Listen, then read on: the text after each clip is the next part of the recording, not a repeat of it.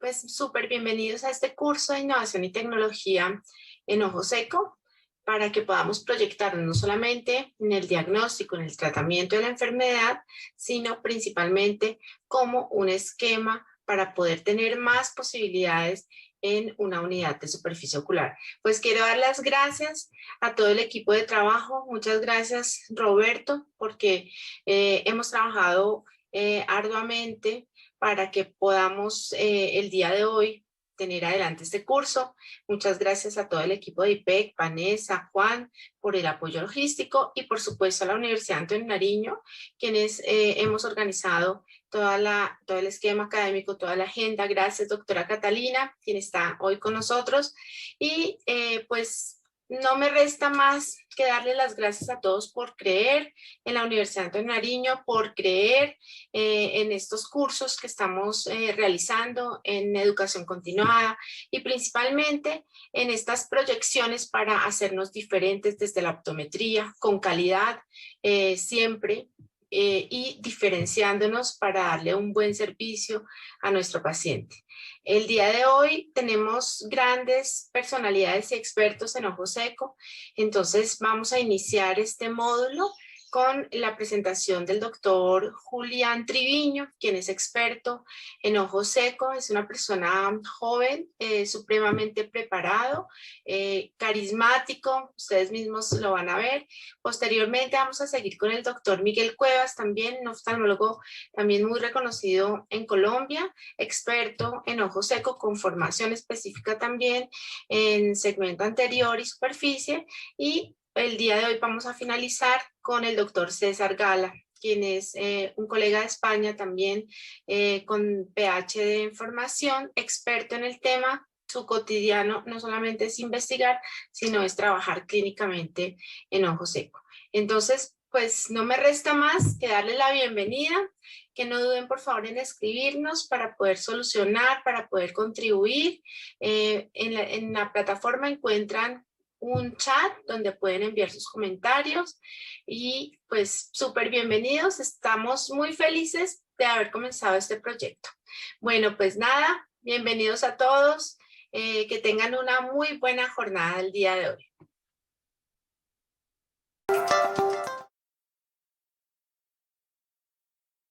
El objetivo como tal, la doctora Joana nos explicaba, de ver un poco más allá la patología, y mi labor en esta primer charla va a ser empaparnos de todo lo que conlleva a un diagnóstico, al manejo y a las mejores opciones que tenemos en la actualidad. De ahí el título, Innovación y Tecnología. Como lo decía Robert, coordino, ¿sí?, un laboratorio de superficie ocular.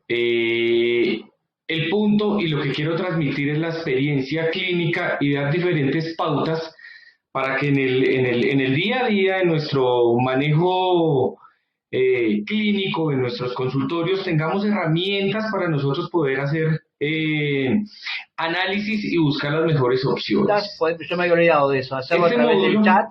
Por un lado, puede hacer preguntas ahí, o si no escuchan, si tienen algún problema, me pueden hablar al WhatsApp. Por otro lado, pueden ampliar la imagen, porque la imagen es independiente, o sea, ¿sí? Ustedes arriba a la derecha dice el FIT, o tienen 1:1, o pantalla, dice ahí el iconito de pantalla completa. Ustedes, si quieren, pueden poner pantalla completa, que eso se maneja en forma individual. Bueno, perdón la interrupción, era para esas cositas que me había olvidado al principio.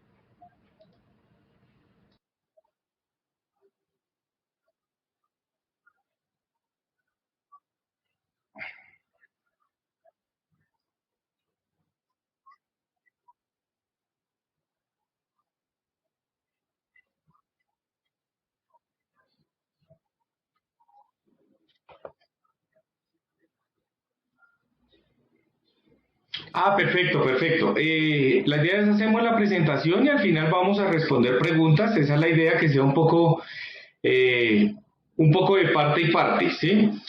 Adicional, se me iba pasando saludar a los colegas de diferentes países, de Perú, veo a mi amigo Guillermo Carillo, veo a varios conocidos, amigos. Entonces, nada, bienvenidos. El primer módulo lo denominamos enfermedad de ojo seco, inmunopatología, asociaciones sistémicas, hallazgos en la enfermedad, difusión de glándulas del meiomio y Demodex. Paso a paso vamos a ir hablando de estos subtemas, pero adicional a eso, quiero dejar esa puerta de entrada. En el módulo que sigue el doctor Cuevas ya nos va a hablar un poco más de la tecnología. Entonces hay muchos temas que lo vamos a tocar, pero no profundizarlo, porque quiero que él con su experiencia también nos aborde muchísimo más en el tema. Esta imagen para mí es el reflejo importante de lo que está pasando en la actualidad. Pongo un mar de oportunidades, pongo miles y miles de alternativas donde nosotros podemos buscar mejores herramientas. El mar de oportunidades depende muchísimo de nosotros, ¿sí? De nosotros como clínicos, de nosotros como profesionales de la salud visual. Depende hacer cosas diferentes a lo que se hace en el día a día, buscar las tecnologías adecuadas. Ahora con la situación que el mundo ha vivido, indiscutiblemente esta patología también ha tenido un aumento importante en el motivo de consulta de nuestros pacientes, la parte digital. Pero ahora nos daremos cuenta de la multifactorialidad que nos va a dar esta patología, es decir, no solo es por un lado, no solo es en el ojo, sino tenemos que ser totalmente interdisciplinares y la idea es verlo como una oportunidad.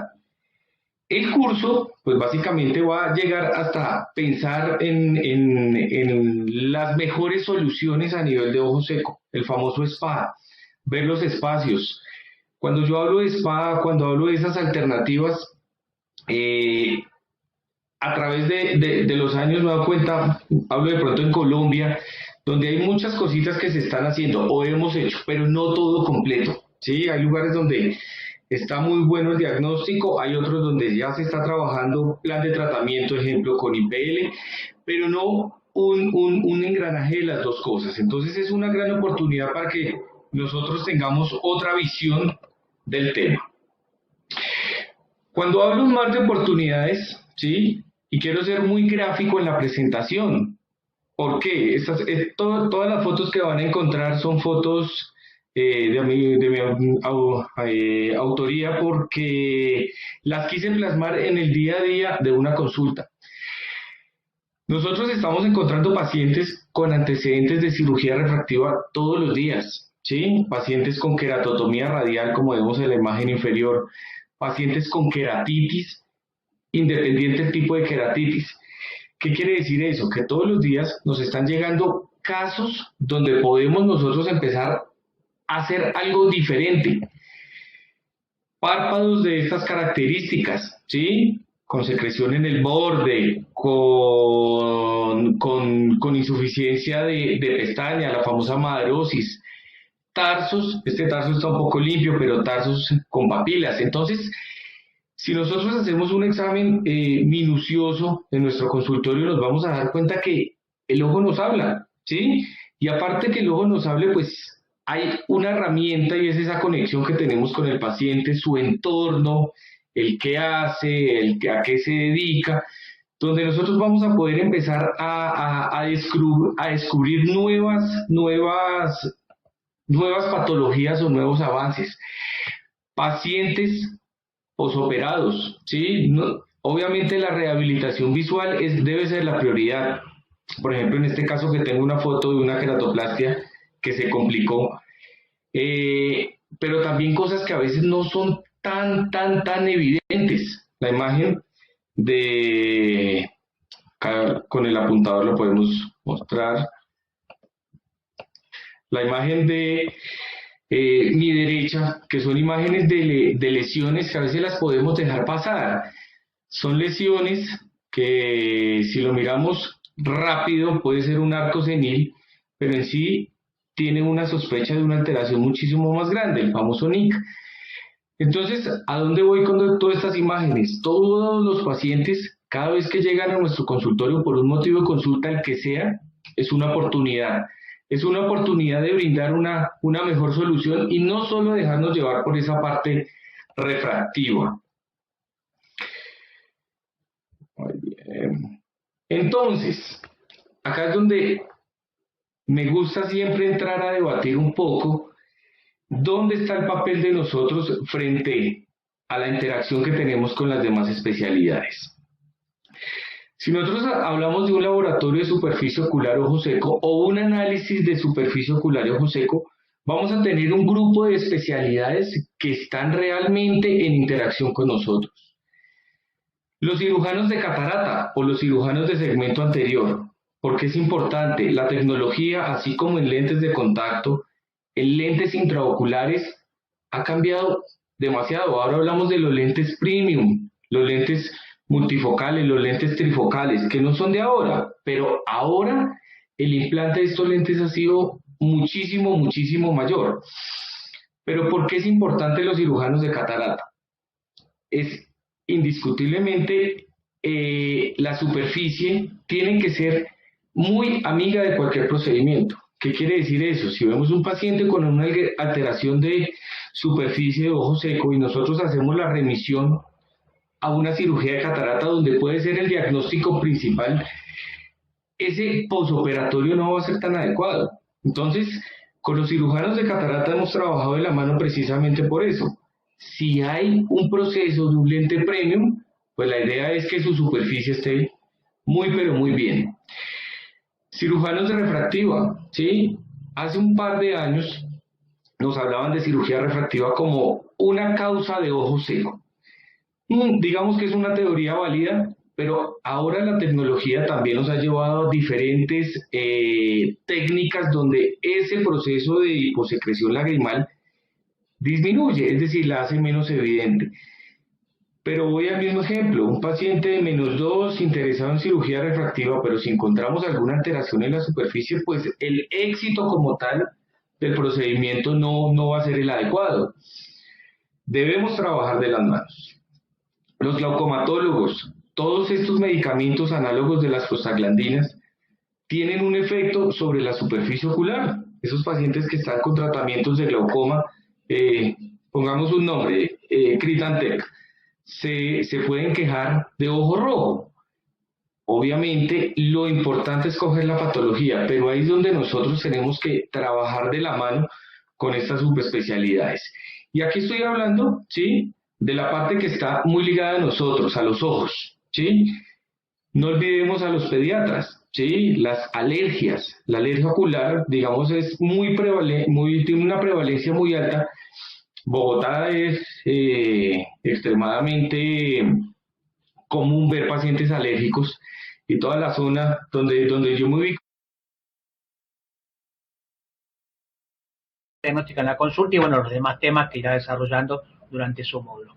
Vamos a hacer un recesito, doctor, después de 3 a 5 minutos en algún momento para descansar, así que eso también sí lo puede ir manejando. Claro. Bueno, muchísimas gracias.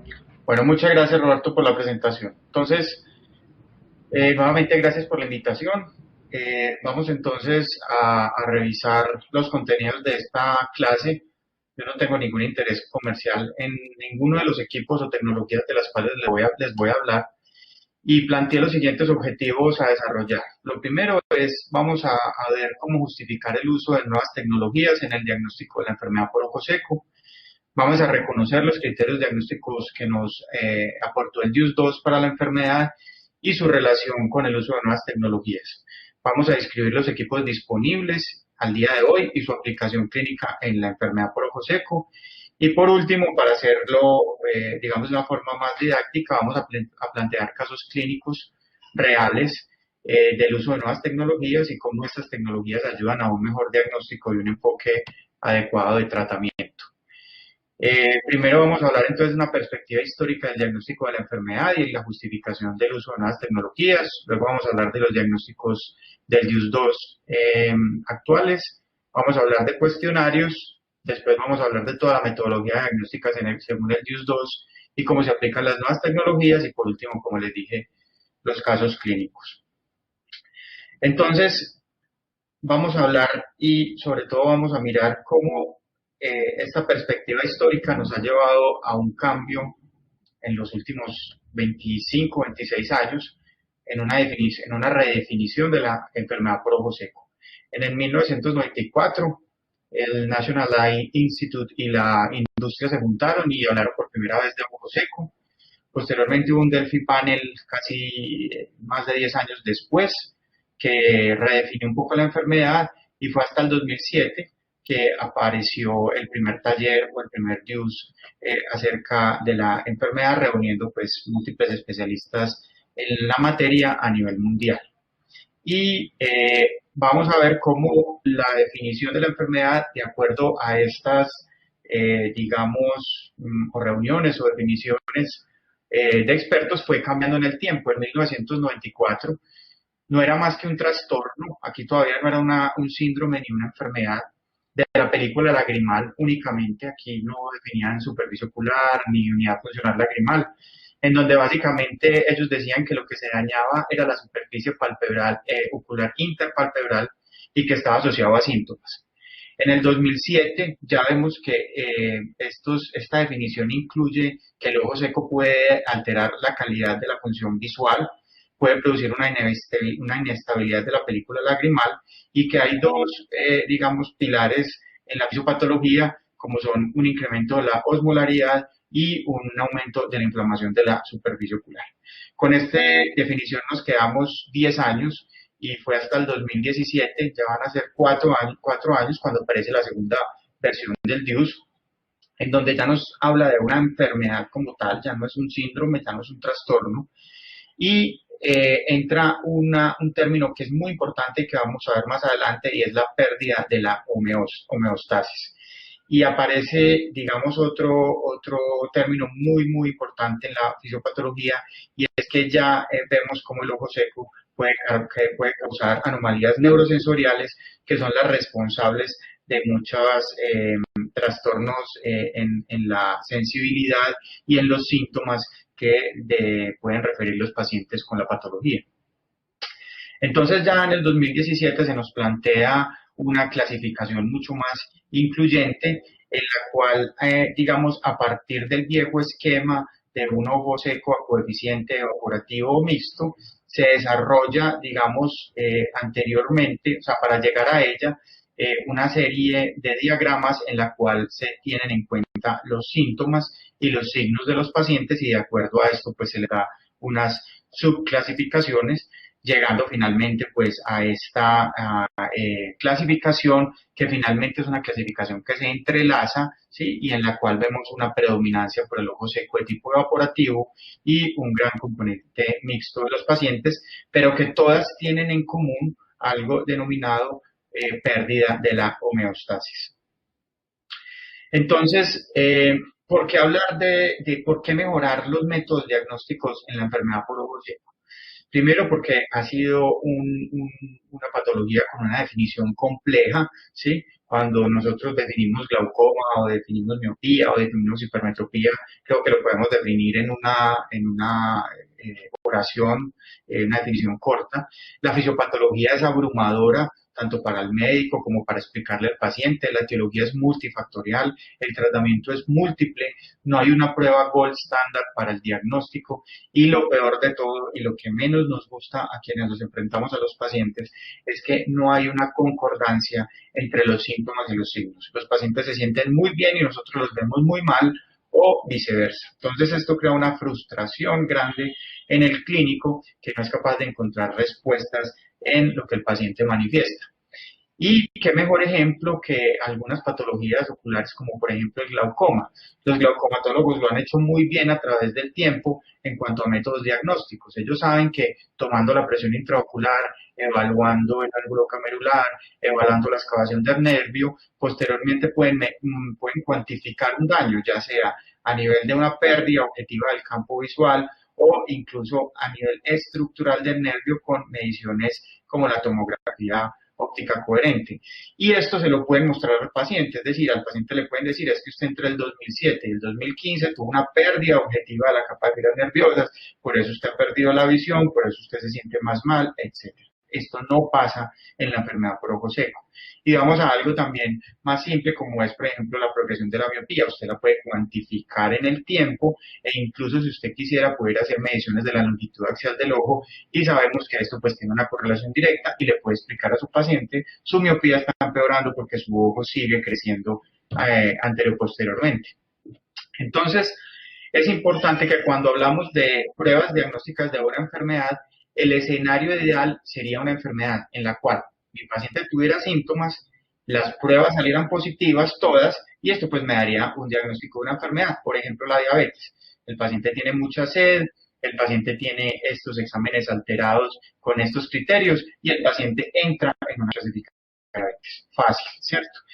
Y en todas las enfermedades tenemos que las pruebas, pues digamos, diferencian pacientes enfermos, ¿sí? Pacientes enfermos de pacientes sanos. Pero, digamos, no hay un escenario real en que las pruebas, en la mayoría de las enfermedades, puedan diferenciar esto de una manera tan clara. Y es aquí donde aparecen las pruebas con falsos positivos y las pruebas con falsos negativos. Entonces, cuando vemos la enfermedad por ojo seco, esta traslapación entre los sujetos normales y el ojo seco es mucho mayor. Es decir, hay muchos más falsos positivos y muchos más falsos negativos de las pruebas que hacemos, porque tenemos todos estos escenarios. O sea, yo puedo tener un paciente con síntomas y un paciente que no tiene ninguna prueba alterada, o puedo tener un paciente sin síntomas con dos pruebas alteradas, o un paciente con un síntoma y una prueba, pero otra prueba normal, etcétera. Entonces, necesitamos, digamos, pruebas paralelas, o sea, varias pruebas que hacen que mejoren el rendimiento del diagnóstico. ¿Para qué? Para mejorar la sensibilidad de la prueba, lo cual nos va a disminuir los falsos negativos, es decir, la capacidad de la prueba de identificar verdaderamente los enfermos, y la especificidad, lo cual nos va a disminuir los falsos positivos, es decir, la capacidad de la prueba de identificar los que verdaderamente tienen ojo seco y diferenciarlos de otras patologías. Entonces, es ahí donde vienen los problemas con las pruebas de ojo seco que vamos a ver. Entonces, ¿por qué el uso de nuevas tecnologías? Para convertir lo subjetivo en objetivo, para realizar pruebas cuantitativas que permitan un seguimiento cuantificable y confiable en el tiempo, para que hagamos pruebas no invasivas, es decir, ya vamos a ver, para que no tengamos que usar colorantes o tengamos que tocarle el ojo al paciente y que esto nos altere los resultados, y que a su vez tengan una mejor sensibilidad y especificidad. Y para realizar un diagnóstico adecuado de acuerdo a la clasificación de la enfermedad y poder ordenar una terapia dirigida. Es decir, no manejar todos los ojos secos iguales, porque como vamos a ver, los ojos secos son de alguna manera todos diferentes. Pero algo que me parece a mí súper importante de las nuevas tecnologías es que usted le puede mostrar a un paciente que está angustiado por su condición lo que realmente tiene. Usted le puede mostrar cómo sus glándulas... en distintos procedimientos quirúrgicos y de superficie ocular, formador para distintas empresas y compañías. Doctor César, la verdad que muchísimas gracias por compartir sus conocimientos, y en nombre mío, de IPEC y de la Universidad Antonio Nariño, le damos las gracias y la bienvenida a esta capacitación tan esperada. Muchísimas gracias, Roberto. Para mí, desde luego, un placer también estar con todos ustedes. Igual, me gustaría, por supuestísimo, daros la enhorabuena a los dos compañeros que han expuesto con anterioridad. Han hecho unas presentaciones estupendísimas, no me cabía la menor duda, son profesionales de altísimo nivel, entonces mi más sincera enhorabuena. Luego, por supuesto, agradecer también a la organización IPEC y a tanto a Roberto como a Vanessa, que he estado más en contacto con ellos, y a Joana de la universidad, a Antonio Nariño, por la oportunidad de poder participar en este curso formativo sobre ojo seco, nueva metodología diagnóstica y de tratamiento. Y bueno, por mi parte ya estamos en la última parte de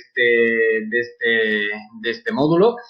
Intentaré, ya sé que seguramente estaréis todos ya un poco más cansados, ya lleváis unas cuantas horas de formación, pero bueno, intentaré que sea esta formación lo más didáctica posible, lo más entretenida, lo más interesante, y bueno, sin más, vamos a ir comenzando.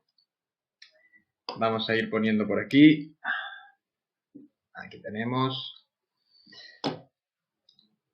Y aquí vamos a ver, os he preparado un pequeño esquema para que veamos un poco cómo vamos a dividir estas horitas que vamos a pasar juntos. Yo he dividido el propio módulo en otros 4 módulos.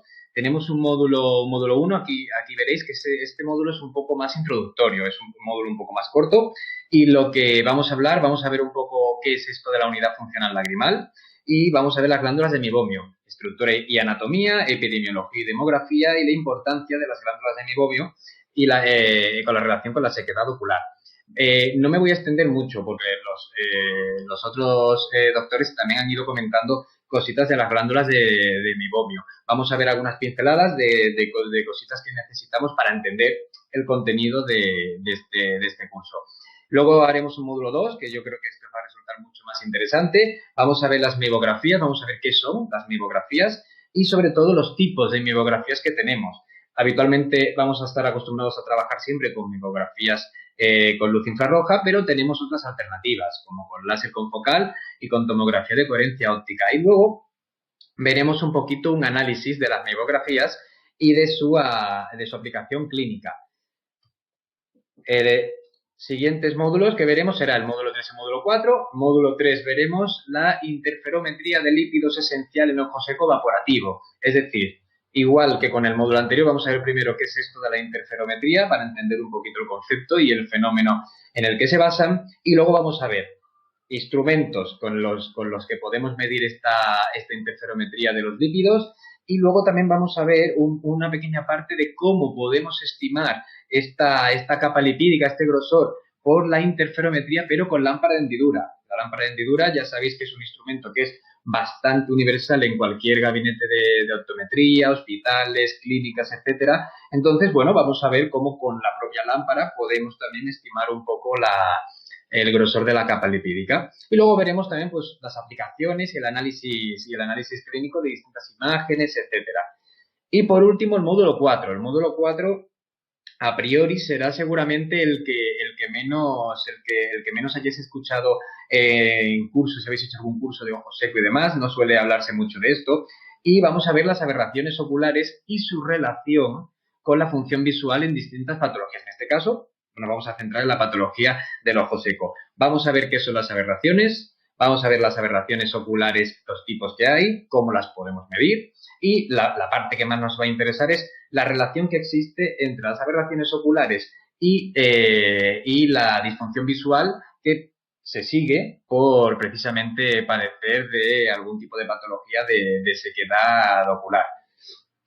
Así que, sin más dilación, vamos a comenzar. Lo que sí que me gustaría pediros, sobre todo a los que estáis conectados justo ahora, es un poco de interacción y demás. Yo os he preparado alguna dinámica para que luego podamos interaccionar entre todos, para que no sea todo un rato yo hablando y demás, sino que podamos hacer alguna interacción. Será algunas dinámicas muy sencillas, pondremos algunas imágenes para analizar, algunas preguntas que os iré lanzando. Entonces, en la medida de lo posible, estaré pendiente todo el rato del chat e intentaremos hacerlo que sea un poquito más dinámico. Y por otra parte también tengo alguna serie de vídeos preparados. Como no están colgados aquí, los proyectaré directamente desde el escritorio virtual, desde mi ordenador. Así que comenzamos entonces con el módulo 1. Vamos a ver primero el tema de la unidad funcional lagrimal. ¿Qué es lo que podemos definir como unidad funcional lagrimal? Pues tenemos que la unidad funcional lagrimal es un sistema que lo integran tanto la superficie ocular, córnea, conjuntiva, las glándulas de meiomio, etcétera, los párpados, también tenemos nervios sensoriales, nervios motores, tenemos también las glándulas lagrimales, es decir, es una serie de partes que componen toda la unidad funcional lagrimal, que todas tienen que funcionar en correcta armonía. Aquí en esta imagen, por ejemplo, vemos esa capita de lágrima, que tenemos tres capitas, como ya sabemos. Vemos glándulas lagrimales, vemos glándulas de meiomio, diferentes partes de la unidad funcional lagrimal. Ahora en la imagen que os voy a poner lo vais a ver mucho más claro. Aquí tenemos, esto sería más un esquema más completo de la unidad funcional lagrimal. vemos que no solamente sería la parte externa que podemos llegar a ver, sino que tenemos también nervios aferentes, eferentes, tenemos nervios motores, en fin.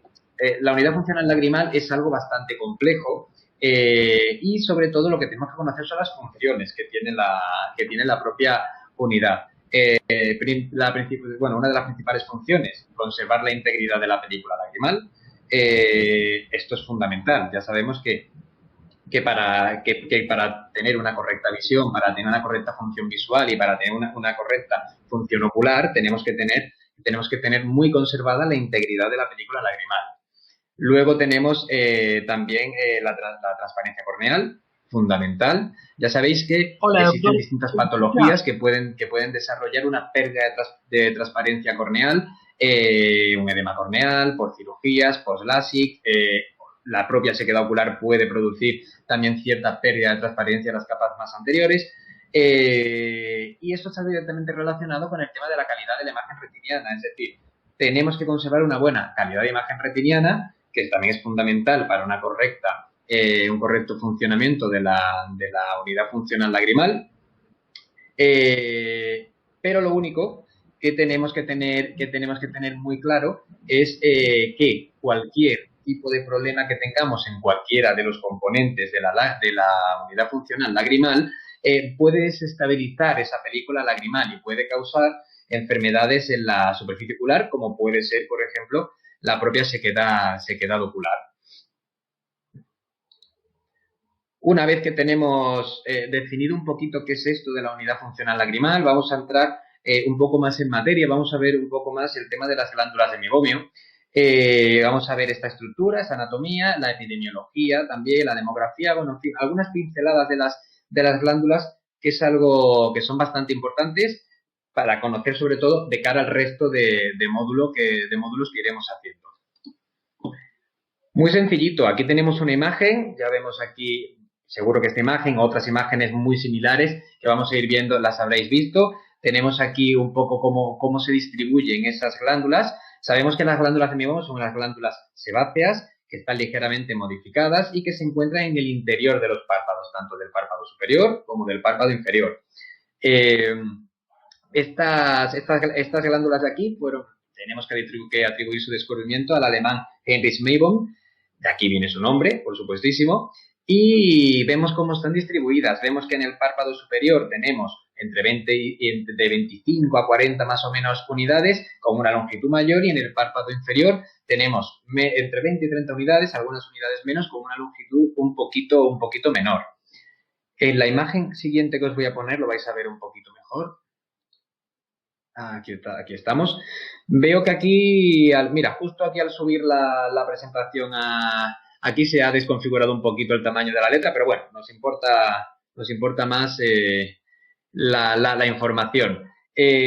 Aquí esta imagen a mí me gusta bastante porque representa muy bien esos ramilletes, esos pequeños ramilletes en forma de racimo de uva, que son estas glándulas de mebomio. Vemos como en el párpado superior esas glándulas son mucho más largas, hablamos de unos 5,5 milímetros de media, y tenemos un mayor número. También tenemos, como hemos comentado con anterioridad, entre 25 y 40 unidades. Y luego tenemos en el párpado inferior, tenemos que la longitud media de esas glándulas es algo menor, estamos en unos 2 milímetros aproximadamente, y también el número de unidades es menor, de 20 a 30 unidades aproximadamente. Entonces, esto sería un poquito la configuración de cómo están estas glándulas, que esto de aquí es mucho más conocido entre todos.